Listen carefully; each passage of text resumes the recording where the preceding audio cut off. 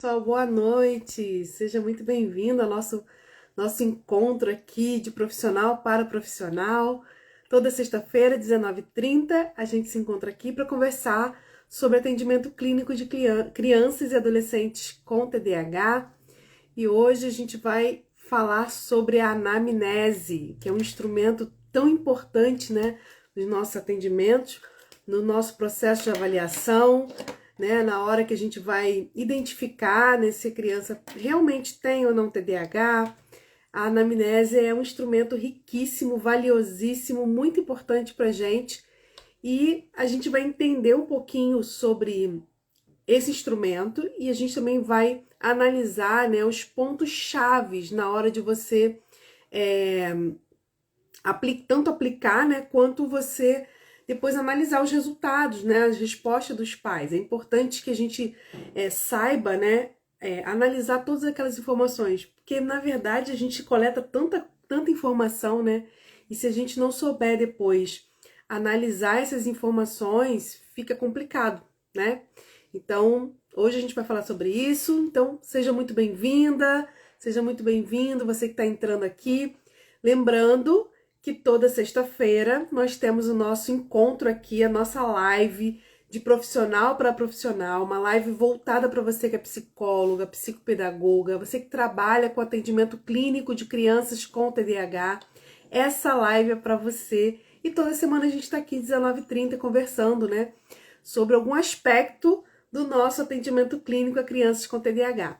E se você é mãe de TDAH e quer, né, ter uma conversa aí de mãe, né, de voltada para mães, né, voltada para famílias, voltada para a educação de crianças com TDAH no dia a dia, a gente tem toda quarta-feira, 19 horas, uma live voltada para família de TDAH, ok? Então, se você quer participar com a gente, esteja com a gente toda quarta-feira. A gente está numa série de lives no mês de abril, que é sobre gestão do comportamento TDAH. A gente já fez 2 lives desse tema, estão gravadas aqui no Instagram, também no YouTube. E a gente vai continuar com esse tema aí durante todo o mês de abril e início de maio.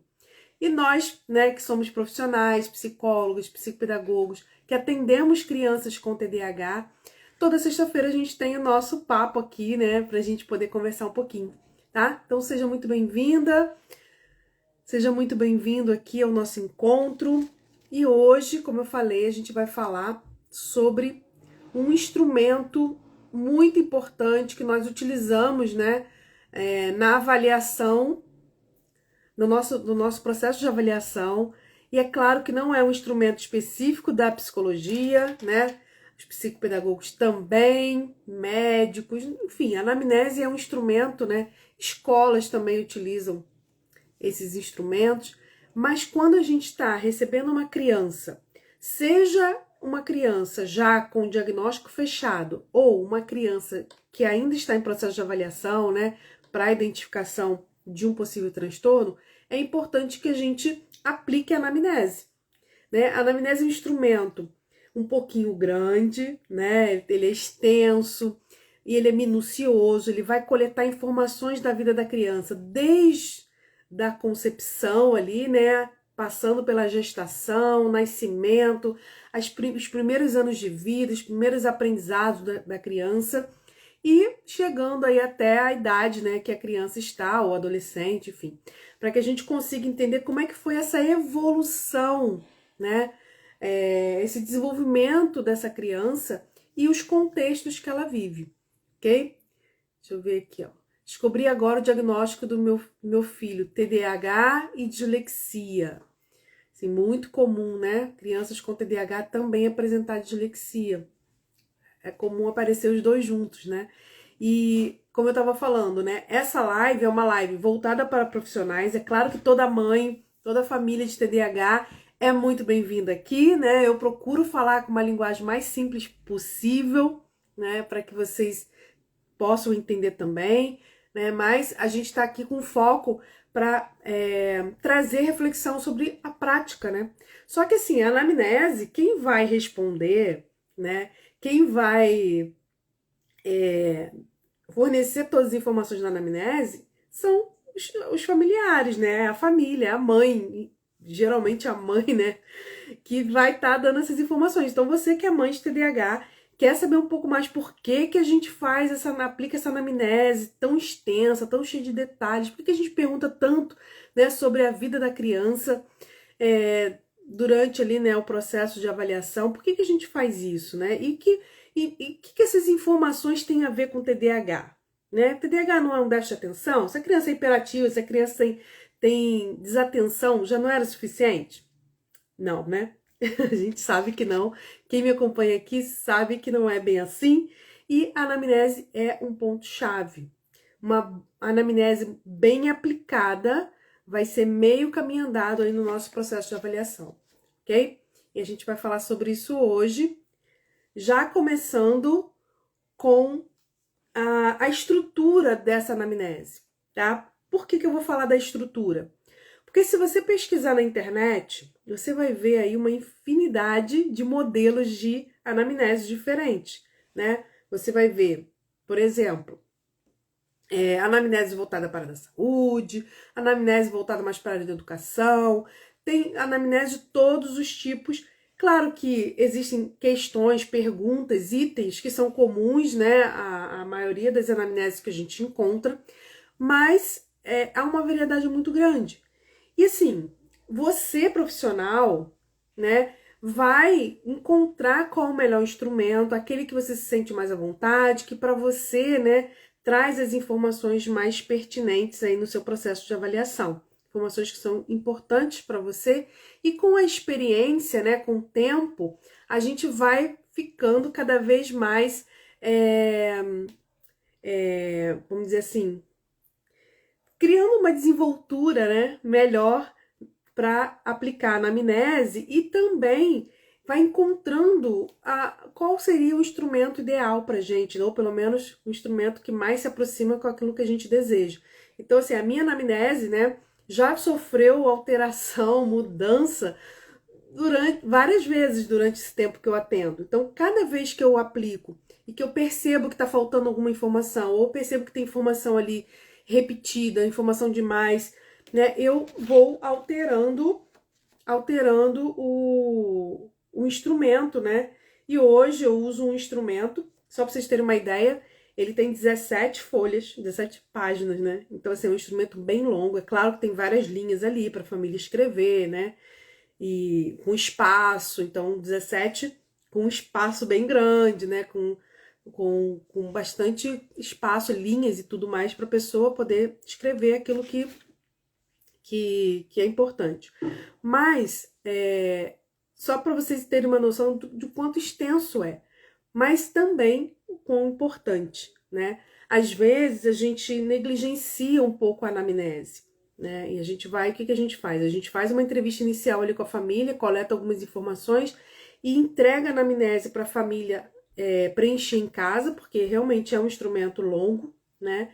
Entrega para a família preencher em casa. E aí a família preenche, a gente pega, dá uma passada de olho ali, mas muitas vezes a gente não sabe exatamente, né, dali o que coletar de informações, né, pertinentes na hora de fechar um diagnóstico, né? Então, a gente vai falar sobre isso hoje, a gente vai entender um pouquinho os pontos chaves, tá? Vou colocar na agenda para participar quarta. Que bom! Participa, quarta-feira, nosso papo de mãe TDAH, né? Então, a gente está aqui falando, né, nas quartas-feiras falando sobre gestão do comportamento. Então, seu filho está apresentando comportamentos inadequados e com certeza, né, criança com TDAH, né, apresenta comportamentos inadequados. A gente está conversando como a gente faz para diminuir os comportamentos inadequados e aumentar os comportamentos que a gente deseja na criança, tá? Então, vamos lá. Então, essa anamnese, muitas vezes a gente pega, dá para a família preencher e a gente não faz uma análise muito bem feita dela, né? Não consegue extrair dela as informações que são tão preciosas ali. Como que eu faço, né? Eu tenho minha anamnese, você vê que eu falei, né? 17 páginas, ela é longa, né? Ela tem uma parte descritiva, uma parte da família escrever ali alguns pontos que são importantes. Então, eu sempre dou a minha anamnese para a família levar para casa para preencher em casa, mas eu não dou simplesmente para ela preencher. Na primeira sessão ali, eu já sei os elementos chaves da anamnese que eu preciso perguntar para a família. Então hoje eu não preciso mais estar com papel na mão para eu olhar todas aquelas perguntas, todos aqueles itens, né? E fazer aquela entrevista do tipo pergunta e resposta, né? Eu consigo, pela experiência, e aí quem está começando agora, né? Calma, respira, porque você também vai chegar, né, no ponto de ter um pouco mais de desenvoltura na aplicação da anamnese. No início a gente olha mesmo, a gente tá, né, tá começando, a gente ainda não domina tanto esse manejo, mas aos poucos isso vai acontecendo. Então, eu pego a anamnese, né, os pontos chaves, que é o que a gente vai falar aqui hoje, e eu direciono, né, a minha conversa para esses pontos chaves. E aí a família vai interagindo comigo, eu vou perguntando, a gente vai interagindo, a família vai contando e tudo mais, mas eu já vou direcionando, né, essa anamnese, né, essa conversa para os pontos chaves da anamnese. Quando termina o nosso encontro, eu entrego o formulário para a família levar para casa e preencher. E aí, o que eu quero com isso? Primeiro que a família pare um tempo para pensar nas respostas, né? Para lembrar informações que muitas vezes ali na conversa ela não lembra. E coloque ali o máximo de informações possíveis que ela conseguir lembrar. E muitas vezes eu percebo que na entrevista comigo, né, na conversa comigo, a família às vezes dá uma informação que na hora que ela vai colocar no papel, a informação está diferente, né? Ou então ela deixou de me falar uma coisa que ali que depois ela escreveu, ou ela me falou algo que no formulário ela não colocou. Então essas incoerências ou essas lacunas, esses pontos de dúvida, depois que a mãe me devolve, né, a anamnese, o instrumento, né, da anamnese, eu vou ler aquilo tudo, vou analisar de acordo com que eu entrevistei a família, que eu conversei com a família, de acordo com o que ela escreveu também no formulário, e havendo necessidade, com alguma informação que está faltando, ou alguma informação que está contraditória, ou algum ponto que eu acredito que precisa investigar um pouco mais a fundo, eu chamo a família novamente e converso apenas sobre aqueles pontos, né, que são pontos que eu marquei como necessários conversar com a família. Então, a minha dinâmica de aplicação, né, da anamnese é assim, tá? Mas, claro, o que a mãe vai escrever ali, o que a família vai escrever no formulário é muito importante, tá registrado ali, mas essa conversa que a gente tem, ela também é importante porque, primeiro, porque a gente está ali criando um vínculo, a gente está ouvindo, né, sendo uma escuta para aquela família que muitas vezes precisa falar, né, sobre o que está acontecendo. E a gente está ali também interagindo e tirando pequenas dúvidas que às vezes na hora da escrita as dúvidas delas não podem ser sanadas, porque quando uma mãe, né, uma pessoa escreve alguma coisa, nem sempre ela escreve da forma mais clara do que quando ela fala. Porque quando ela fala, se eu não compreendo, eu na mesma hora pergunto, na mesma hora eu peço para ela repetir. Agora, na escrita, se tiver escrito de uma forma que eu não estou entendendo, eu vou ter que chamar a mãe novamente para conversar sobre aquilo, porque o que está escrito nem sempre, né, está escrito de uma forma clara, ok? Então, assim, essa dinâmica da anamnese é uma dinâmica própria do profissional, né? Tem profissionais que fazem toda a anamnese só conversando com a família, tem outros que têm esse instrumento e vai anotando, né, no papel, tem outros que entregam para a família e não fazem essa entrevista, né, como conversa, outros fazem como eu falei, né, tem uma parte de conversa, tem uma parte de escrita da família, enfim. A forma como você vai fazer é sua, pessoal, né, eu estou apresentando aqui a forma como eu faço e eu acredito que quando a gente conversa com a família, a gente acaba tirando dúvidas e tendo uma anamnese muito mais rica do que quando somente a gente entrega para a família preencher, ok? Então, esse é um ponto que eu queria falar. Uma outra questão que eu quero entrar aqui para a gente poder conversar é sobre a estrutura da anamnese, né? Como eu falei, existem diferentes, né? Muitos modelos de anamnese. Se você for procurar na internet, você vai achar vários.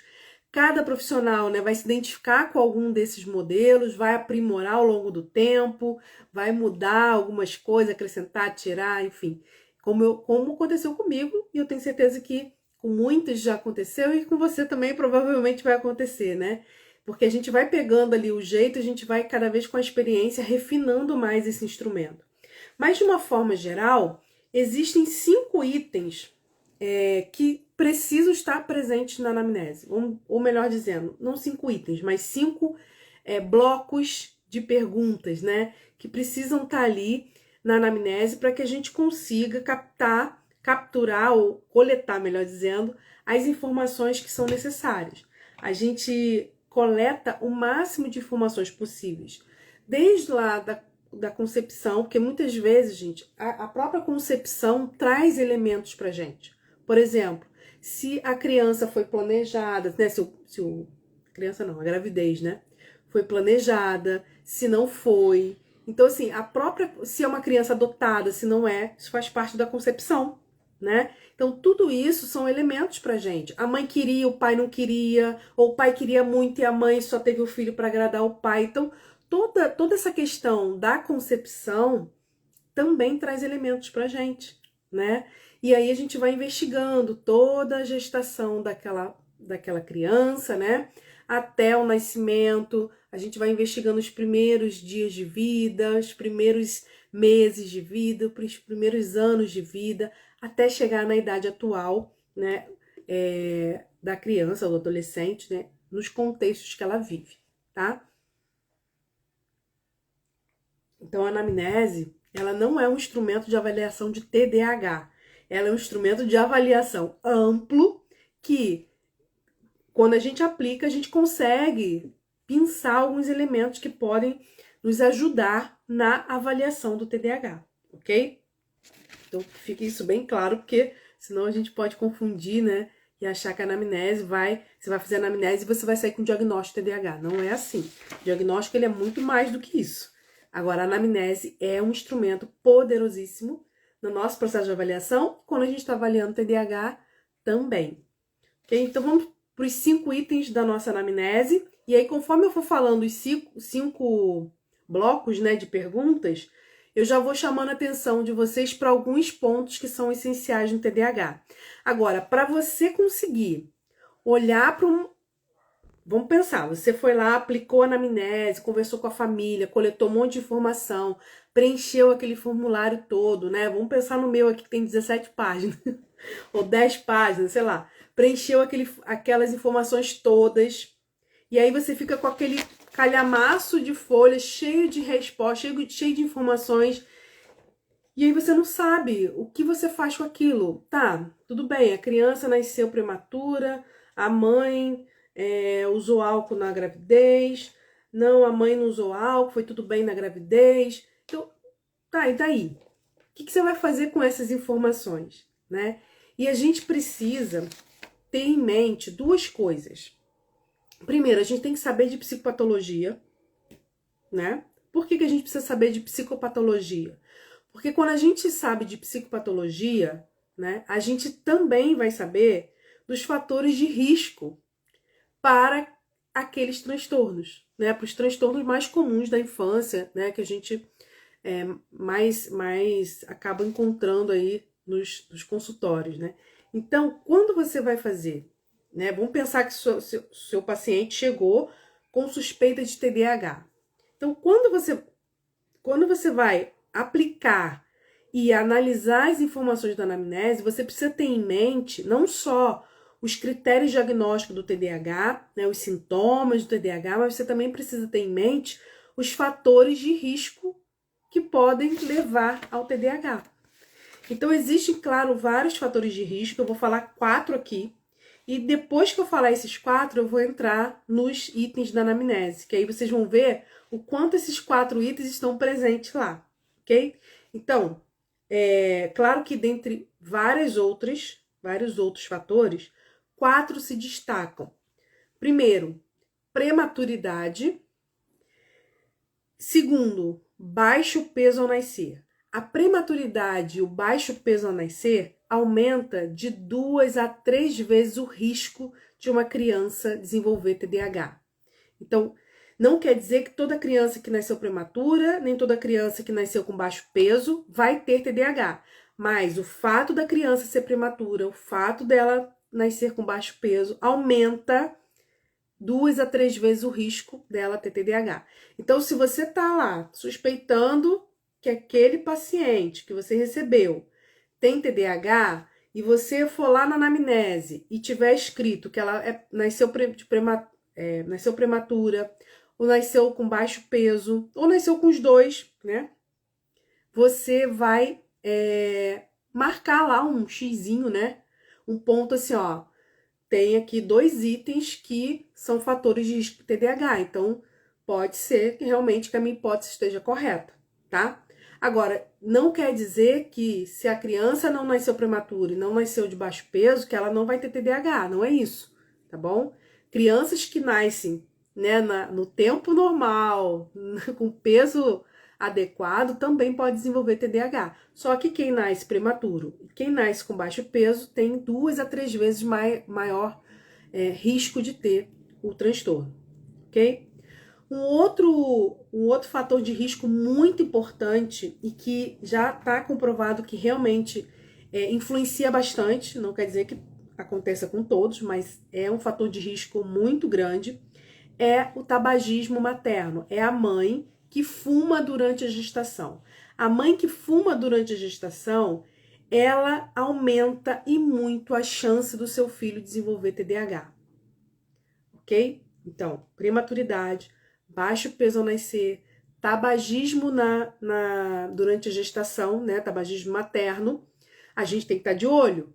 Então, são perguntas que a gente não pode deixar de fazer, ok? E aí, se esses itens estiverem presentes lá na resposta da família, a gente já vai e já marca lá um xizinho, né? Um pontinho vermelho para chamar a atenção da gente. E a quarta é o histórico familiar, história familiar de TDAH ou até de outros transtornos. A gente sabe que quando há na família presença de transtornos psiquiátricos, a probabilidade, né, de aparecerem outros transtornos, né, como TDAH, na família aumenta. Mas quando a gente vai investigar e tem um tio, um primo, o avô, o pai, a mãe, né, o irmão, enfim, alguém da família próxima dessa criança tem o diagnóstico de TDAH ou tem sintomas que são característicos do TDAH, mas que ainda não foram diagnosticados, ou talvez, né, nem vá ser, porque muitas pessoas nem vão fechar diagnóstico, não vão procurar avaliação. Mas se durante a entrevista você perguntar sobre o histórico familiar e for relatado que o primo dele também é assim, o pai quando era pequeno também era assim, eu quando era pequena também era desse jeito, se aparecer essa fala, né, provavelmente a gente está falando de pessoas que têm um transtorno, provavelmente, e que não foram diagnosticadas. Então, o histórico familiar aumenta muito o risco da criança nascer com TDAH, ok? Então, ó, 4 itens, só nesses 4 aqui, né, a gente já viu o quão importante a gente fazer anamnese e não deixar de fazer essas perguntas, porque às vezes a gente fica muito focado na anamnese, no como a criança está se desenvolvendo agora, como é que é o sono dela, como é que é a alimentação, isso, aquilo, como é que tá na escola, se foi reprovado, e às vezes a gente não dá tanta importância para esses dados, né, que pra gente talvez não tenha sentido, muito sentido, mas pra a gente fechar um diagnóstico faz sentido, porque tem evidência científica que apontam que fatores de risco, né, predispõem a criança, aumenta o risco da criança a desenvolver o TDAH, ok? Então vamos lá. Se você tá com dúvida, quer fazer perguntas, pode ficar à vontade, tá? Seja você mãe, quer perguntar, né? Ou se você é psicopedagoga, psicóloga, fica à vontade. A nossa live é pra gente bater papo mesmo, né? Claro que eu trago aqui um conteúdo para vocês, mas o meu objetivo é que a gente converse, que tenha dúvidas, que você pergunte, que a gente saia daqui aprendendo um pouco mais, né? E trocando experiência. né? Assim como a nossa live de quarta-feira, que é a live para famílias de TDAH, é uma live que a gente interage bastante, né? Então, assim, claro que eu já tô desde 2020 fazendo live toda quarta-feira, então as mães já estão acostumadas a bater papo comigo. Então, a gente tá ali conversando, tirando dúvidas. A nossa live de sexta também, mesmo estando começando agora, né? A gente também tem esse objetivo, tá bom? O objetivo não é eu vir aqui e falar sozinha, é conversar com vocês sobre atendimento clínico, né? Para que a gente possa aprender juntas, tá bom? Então fique à vontade aí nas suas perguntas. Então vamos lá, cinco eixos, né? Os 5 blocos que a gente precisa ter na anamnese. Como isso vai aparecer, a estrutura disso, isso aí cada um vai encontrar o seu instrumento, né, que seja mais adequado aí para sua prática, tá bom? Mas a gente tem aí 5 blocos que são importantes a gente ter na anamnese. O primeiro bloco é o bloco da identificação. E no bloco da identificação, a gente vai coletar informações sobre a criança e também sobre a família. Então, a gente vai perguntar nome, data de nascimento, né? A gente vai ver ali o sexo, a escolaridade, religião do paciente. E assim, gente, são informações que parece que não tem nada a ver, mas tem. Porque às vezes a própria religião da família pode nos ajudar na hora de colocar em prática algumas intervenções, solicitar algumas intervenções da família em casa, ou pode atrapalhar a gente também, porque a cultura molda a nossa forma de enxergar a vida, né? E a nossa forma de agir. Então são informações pertinentes, sim, né? A idade, a questão dos pais, né? Se são casados, se são separados, a profissão dos pais, escolaridade, idade. Então a gente vai coletar informações relacionadas à identificação. Eu gosto de perguntar se a criança é canhota, se não é canhota, enfim. São informações importantes ali que vão trazer, né, uma clareza de quem é essa criança, vai trazer ali um perfil social dessa criança, tá? E a gente vai mapeando tudo isso. Depois, um outro bloco, o segundo bloco de perguntas, está relacionado com a queixa, né, com aquilo que traz a família para o atendimento e a duração daquela queixa. Então, a gente vai perguntar sobre o que traz a família, quais os motivos da família vir para o atendimento, né? O que leva essa família a buscar atendimento. Então, o que motivou? Foi encaminhado pelo médico, foi encaminhado pela escola, não foi a família que está percebendo dificuldade na criança. Tá, o médico encaminhou, mas por que o médico encaminhou? O que está acontecendo? Então, a motivação, né, o motivo que está trazendo essa família é importante que a gente investigue, que a gente entenda, porque a queixa nem sempre vai ser o nosso foco de tratamento depois, né? Porque às vezes a família chega com uma queixa e quando a gente vai conversar e quando a gente vai avaliar, às vezes o problema é outro ou o problema é mais embaixo, né? Mais embaixo do que a família trouxe. Mas a queixa é o nosso ponto de início. É a partir da queixa que a gente vai esmiuçar todo o resto, tá? Então a queixa precisa estar ali bem explicada pra gente.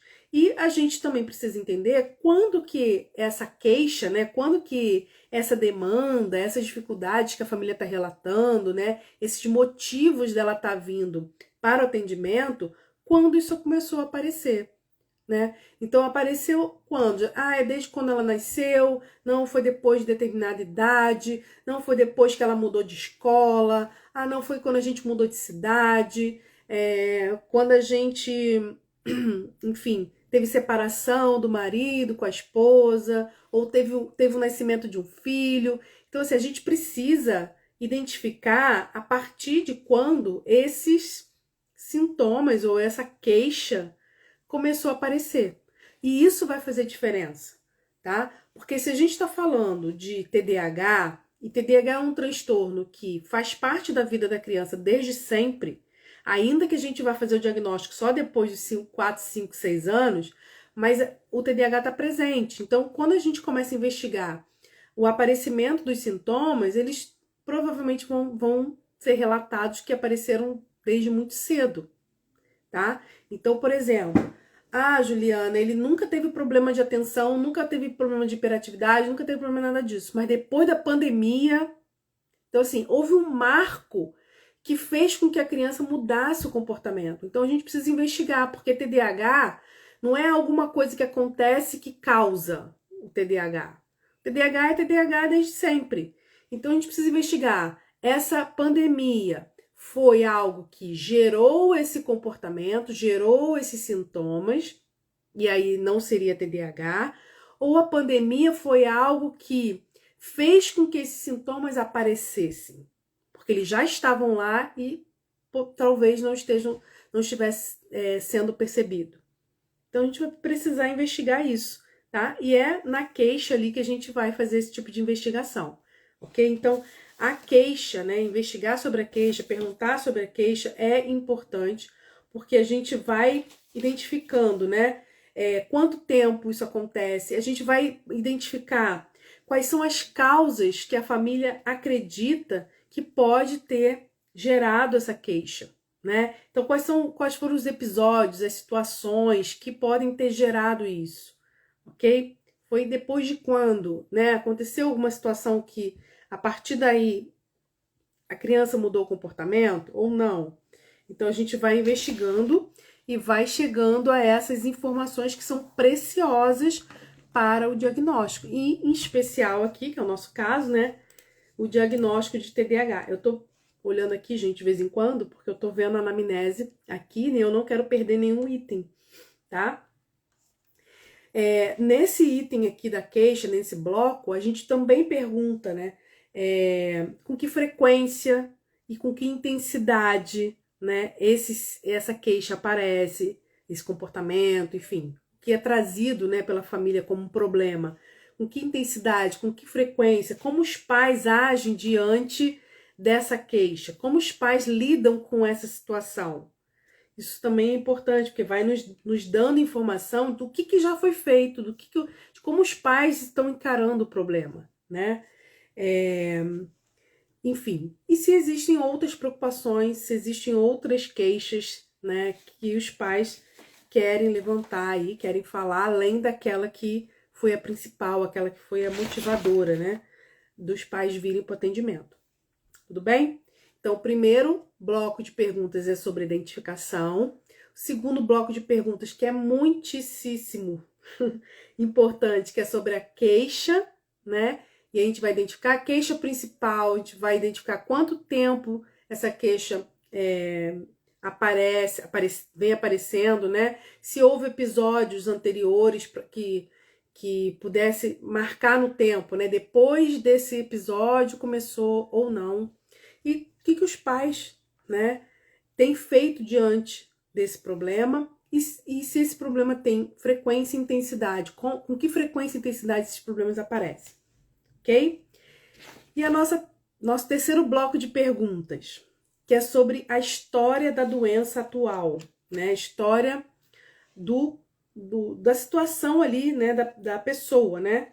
A gente vai identificar quando esses sintomas começaram, que a gente já começou a perguntar sobre isso, né, lá no outro item, a frequência, a intensidade, a duração, a evolução. Então a gente vai identificar se no início, quando começou a aparecer esse problema, esse comportamento, era mais intenso e foi melhorando, ou era mais leve e foi piorando ao longo do tempo, né? Essa evolução dos sintomas são importantes, né? Olha, Juliana, ele sempre teve esses sintomas, só que com a pandemia isso piorou muito. Então a gente precisa identificar isso. Isso é evolução de sintoma, tá?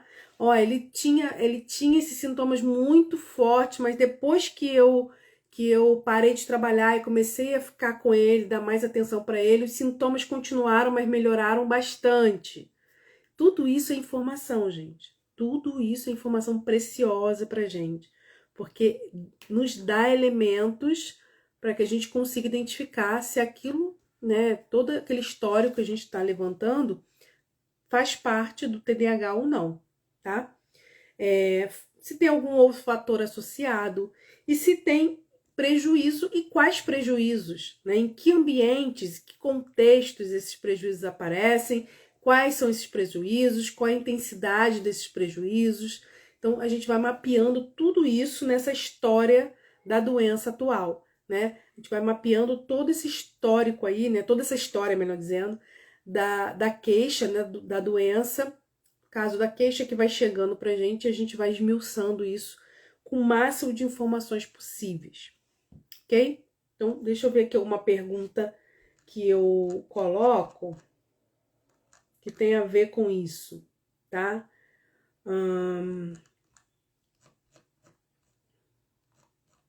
Peraí.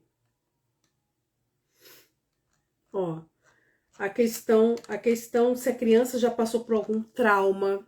Isso é importantíssimo, gente, porque às vezes a criança está desenvolvendo algum transtorno, né? O transtorno do estresse pós-traumático, por exemplo, e está apresentando sintomas parecidos com o do TDAH e a gente, né, não sabe, né? Então, se ela teve algum trauma, se ela foi exposta, né, a alguma situação que pudesse ter gerado um trauma para ela, porque aí a gente vai perceber mudança de comportamento, né?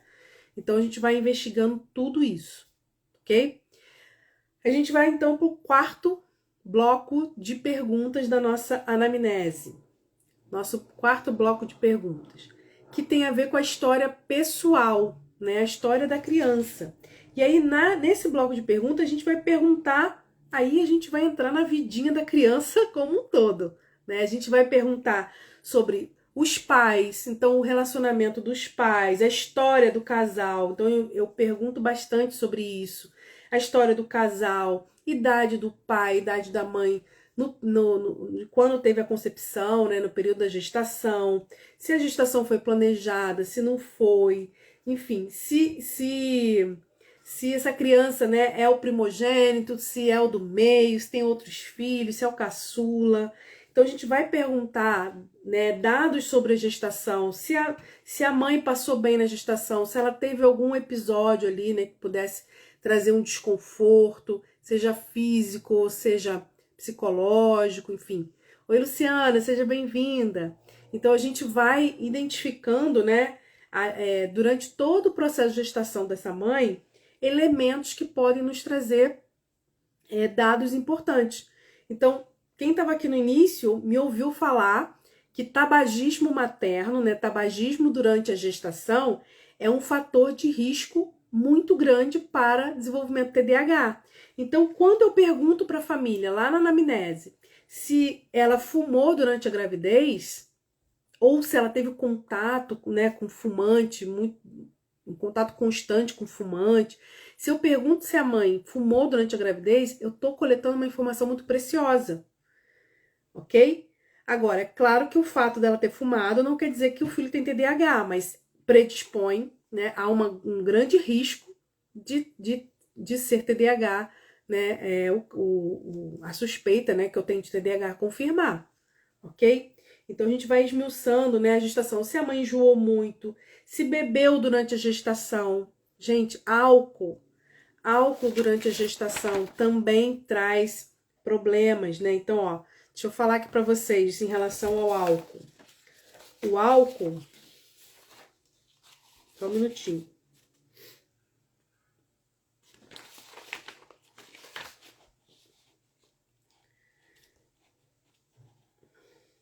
O álcool pode aumentar o risco da criança nascer com TDAH. Agora, a questão do álcool, gente, é importante porque mães que usam álcool, né, que ingerem álcool durante a gravidez, a criança pode desenvolver a síndrome alcoólico-fetal. Essa síndrome pode confundir a criança com TDAH, com TEA, com vários outros transtornos que a gente não sabe. Então, quando a gente pergunta se a mãe fez ingestão de álcool, né, durante a gravidez e ela diz que sim, né, a gente precisa fazer uma investigação muito mais aprofundada, porque o que a criança está apresentando pode ser algo além do TDAH, pode ser alguma síndrome que a criança desenvolveu a partir da ingestão de álcool, tá? Como a síndrome alcoólico fetal, ok? Uso de drogas, em especial a maconha. A maconha também predispõe a criança a desenvolver TDAH, né? Algumas medicações também. Então a gente tem que ter cuidado, né? Tô grávida, sabe que tem que ter cuidado com medicação, né? Mas a gente precisa ter cuidado. Então, por exemplo, tá? Recém-nascidos cujas mães tomaram antidepressivos como Prozac durante a gravidez tendem a mostrar sinais de problemas de atividade neurocomportamental. E assim, atividade neurocomportamental, TDAH está incluído nisso aí, né? E estão em maior risco de insuficiência respiratória grave. Então, o uso de antidepressivo como Prozac, por exemplo, pode predispor a criança a desenvolver o TDAH. Então, quando a gente faz a anamnese, que a gente pergunta essas coisas, não é para a gente invadir, né, a intimidade da família. É para a gente poder identificar sinais de risco, fatores de risco que podem estar presentes ali. E todo fator de risco que aparecer na anamnese, a gente tem que marcar lá com marcadorzinho de texto, tem que marcar com um xizinho vermelho para nos chamar a atenção. Olha, tem tais fatores de risco. Então, está começando a formar aqui um possível TDAH. Vamos investigar um pouco mais, ok? E aí é importante que nós profissionais, né, quando a gente vai conversar com a família, que a gente vai aplicar na anamnese, que a gente vai coletar essas informações, e muitas dessas informações são delicadas, né? Então, perguntar, por exemplo, se usou drogas, tudo isso são perguntas muito delicadas. Se a mãe, né, desenvolveu alguma doença, se tem alguma questão relacionada a isso, né? Fez uso de medicação. São perguntas delicadas que a gente precisa conscientizar a família de que a gente não está ali para julgar a mãe, para julgar o pai, para julgar a família. A gente está ali nem para invadir a privacidade deles, mas a gente está ali para coletar informações que são importantes para ajudar o filho dessa mãe, dessa família, né? Então a gente precisa conscientizar muito isso, né? Que a gente não está ali para julgar, a gente está ali para entender o que está acontecendo e fazer uma avaliação, né, da melhor forma possível, mais assertiva possível. Então, como é que foi o parto? Se foi prematuro, se não foi prematuro, né? Isso é importante, já falei, prematuridade, baixo peso ao nascer é fator de risco, aumenta em 2 a 3 vezes o risco de desenvolver TDAH, ok? Se teve complicação no parto, então como é que foi o apgar dessa criança, né?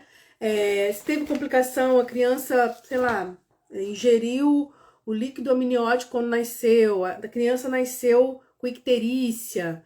Tudo isso a gente tem que saber, porque são informações importantes. Faltou oxigenação na hora do parto, né? A criança precisou ficar em incubadora. Como é que foi a relação dessa mãe nos primeiros anos de vida? A mãe teve depressão pós-parto? Ou não teve? Como é que foi esse vínculo, né, da mãe? A mãe era um pouco mais afastada, o pai. Então a gente vai investigando porque o vínculo seguro criado ali nos primeiros dias, primeiro ano de vida da criança, é muito importante, né, pra gente poder entender. Ok? Então a história pessoal é a gente investigar tudo isso. É a gente investigar como que foram as primeiras aprendizagens, o engatinhar, o andar, o falar, o fazer xixi, né? Tirar a fralda, fazer xixi, cocô, né? Controle de esfíncteres, né? Que a gente fala, né? Então a gente vai avaliar tudo isso. Maristela, gêmeos não é fator de risco para TDAH, mas quando se tem um filho com TDAH, é muito comum que o outro também tenha. Aumenta a chance do outro ter, entendeu? Mas assim, a princípio, não entra como um fator de risco, tá? Mas a gente tem aí, é comum a gente ver quando um nasce os dois com TDAH, né? É bem comum, ok? Principalmente se as influências são influências externas, né? Ok? Porque o TDAH ele tem um viés muito genético, né? Então acaba desenvolvendo. Então, as primeiras aprendizagens, né? Então, às vezes a gente pergunta assim, quando ela falou as primeiras palavras, né? Quando que ela fixou a cabeça, né? Quando que ela sentou? Então, são perguntas que às vezes as mães nem lembram, né? Algumas anotam isso em caderninho, nesses livrinhos de bebê, outras anotam lá no cartão de vacinação, né? Mas muitas vezes nem sabem essas informações, nem sabem para que serve isso. Mas essas informações são marcadores de desenvolvimento infantil. E quando a gente percebe que há atrasos no desenvolvimento, né? Alguma área da vida dessa criança, área motora, área da linguagem, né? Enfim, tem algum tipo de atraso, a gente precisa investigar, ok? Por que a gente precisa investigar? Porque atraso no desenvolvimento motor e da linguagem nos primeiros 5 anos de vida é fator de risco para TDAH também. Pode ser já um sinal precoce que já está aparecendo e que a gente não está identificando, ok? Então a gente precisa ter um olhar sobre esses pontos, sim. Então a anamnese, ela traz muita informação importante pra gente, muita. A gente vai analisar dentro desse bloco, né, de história pessoal, a gente vai analisar a alimentação dessa criança. Então, desde a amamentação, né, até as primeiras comidas, né, sólidas, e hoje como é que é, essa criança é seletiva, não é seletiva, enfim, como é que é a alimentação, sono, gente, distúrbios de sono é fator de risco para o desenvolvimento TDAH, né? É sinal de que pode ter um TDAH ali, né? Então, a gente investiga, né, o sono dessa criança desde quando ela era bebê. A gente vai analisando tudo isso, né? A escolaridade, a autonomia dessa criança. É uma criança que tem é mais independente? Ou é aquela criança que tudo tem que ser feito, dado na mão? A gente vai avaliando tudo isso, tá? Tudo isso é importante a gente identificar. A questão da autonomia, da independência, né? É algo que a gente tem que olhar, porque a gente precisa perceber ali se essa criança automatiza a rotina, ou se ela tá sempre, né, dependendo que alguém faça por ela, que alguém lembre ela, que alguém dê pronto para ela. Então, pode ser um sinal de TDAH, né? Vamos seguir para o último bloco. Eu falei 5, né? Informações, queixa, história da queixa atual, né, da queixa principal, história pessoal e agora a quinta, que são outras informações. Dentro dessas outras informações, a gente vai analisar histórico patológico pregresso. Então, a gente vai analisar se essa criança já teve alguma infecção, se ela tem né, alguma doença crônica, se ela já teve internações, se ela já fez algum tratamento anterior. Então, se ela já fez tratamento fonoaudiológico, se ela fez tratamento com ortopedista, se ela já quebrou, né, algum membro, se já engessou.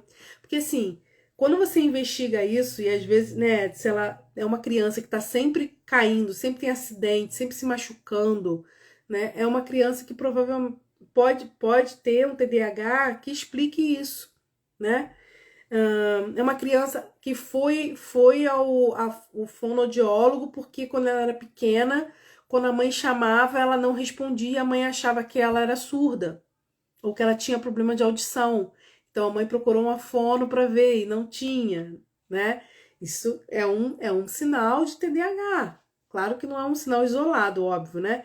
Mas também é um indício. Então o que a gente vai fazer no quanto profissional? Tudo que pode indicar TDAH, a gente bota na lista de pontos favoráveis. E tudo que não indica, a gente bota na lista de pontos desfavoráveis. Se a lista dos pontos favoráveis estiver muito maior do que a outra, a gente prossegue na nossa hipótese até fechar o diagnóstico, ok? Outra coisa que a gente investiga, além de doenças, infecções, internações, né, anteriores, a gente investiga dentro da família se há um histórico de portadores de transtornos psiquiátricos, se há na família alguém que tem TDAH ou alguém que tem sintomas ou comportamentos parecidos com o da criança, né? A gente investiga isso também, é importante, né? Principalmente se é o pai ou a mãe. E a gente também investiga hábitos e condições de vida. Então, a gente vai avaliar práticas de atividade física. A criança pratica alguma atividade física? Qual? Né? Quanto tempo ela pratica? Ah, ela praticava, agora não pratica mais, né? Atividade de socialização, essa criança ela sai para interagir com outras crianças, ela brinca com outras crianças, ela é convidada para festas, ela vai em festinhas, ou a família já é mais fechada, né? A família evita levar essa criança em alguns lugares. Gente, isso acontece muito. Quando a criança tem um comportamento inadequado, muitas vezes essa criança deixa de ser convidada para estar em outros ambientes, né, com outras crianças, e às vezes a própria família, por não saber lidar com essa criança ou por ficar com vergonha do comportamento dela, acaba não levando mais para ambientes públicos, para shopping, para pracinhas, para aniversários, né? Então, investigar essa vida social da criança, as interações, né? Quando ela vai para uma festinha, como é que é o comportamento dela lá? Quando ela tá numa pracinha com outras crianças, quando ela tá brincando em casa, com o priminho, com o irmão, como é que é essa interação? Então, tudo isso é informação importante para a gente poder avaliar o TDAH, mas principalmente para a gente definir qual vai ser o tratamento. Porque dentro de todas essas informações que a gente coletou, a gente vai identificar quais são os pontos de vulnerabilidade, né, dessa criança e o que a gente precisa fazer para ajudar essa criança a se desenvolver, que é o grande objetivo, né, dos nossos atendimentos, ok? Então, para a gente fechar aqui, a anamnese é um instrumento importantíssimo, não deve ser feito de qualquer jeito, tá? Não é só para cumprir tabela, entregar para a família, levar para casa, a família preenche, a gente passa o olho e guarda junto com os documentos da criança. Não, a anamnese é um instrumento que a gente precisa, primeiro, saber aplicar, porque não é só dar para a família preencher, a gente precisa ter uma conversa, uma interação com essa família. Tem alguns profissionais que fazem essa interação antes de dar o documento para a família preencher, outras pedem para a família preencher e depois conversa com a família. Enfim, você vai fazer da forma que você achar mais interessante, né? Eu costumo conversar com a família, fazer essas perguntas chaves que eu disse para vocês, que tem a ver com o fator de risco. Eu faço essas perguntas na conversa com a família, tá?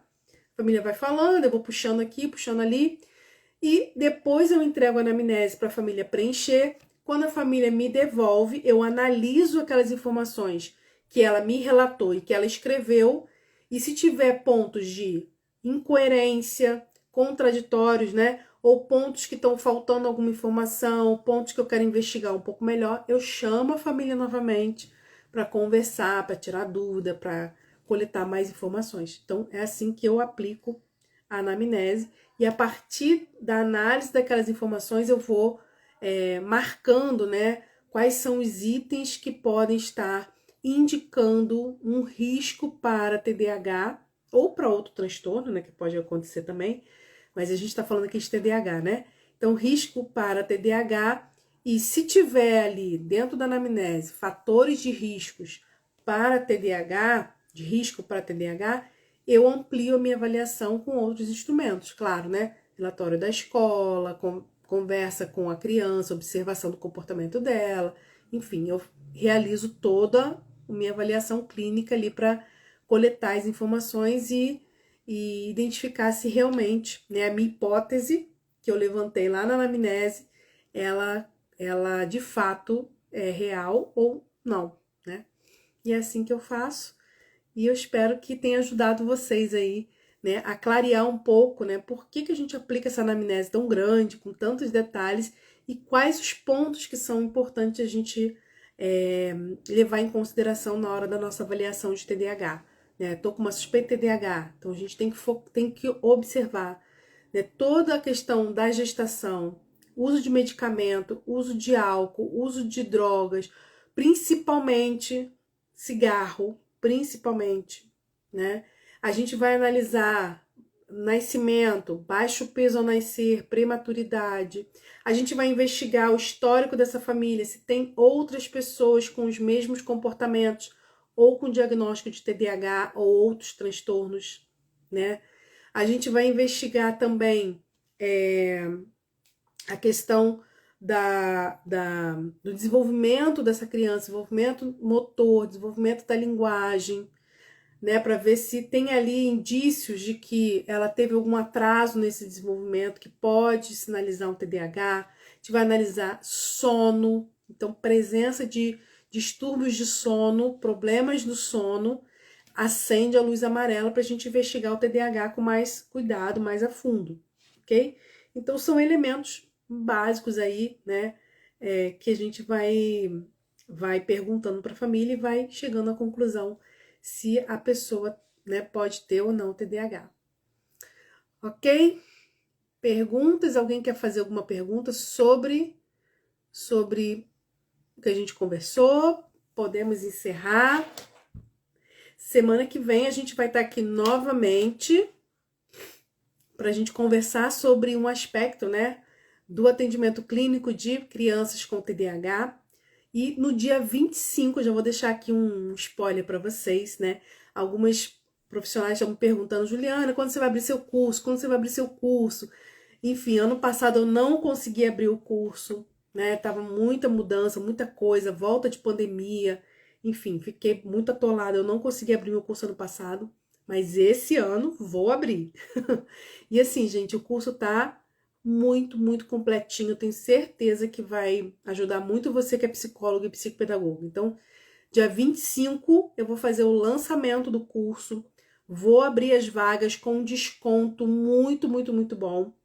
E em maio a gente inicia a nossa formação de TDAH infantil, né? Atendimento clínico de crianças com TDAH para psicólogos e psicopedagogos. Então, botem na agenda dia 25 para você estar aqui comigo, que vai ser uma live especial, onde eu vou apresentar todo o curso, o que vai ter, o que não vai ter, enfim, para você poder participar com a gente, tá bom? Um beijo e até semana que vem. Lembrando, quarta-feira, 19 horas, é o nosso Papo de Mãe TDAH, live voltada para famílias. E na sexta-feira, 19h30, é a nossa live voltada para profissionais que atendem crianças e adolescentes com TDAH. Tchau, tchau, pessoal!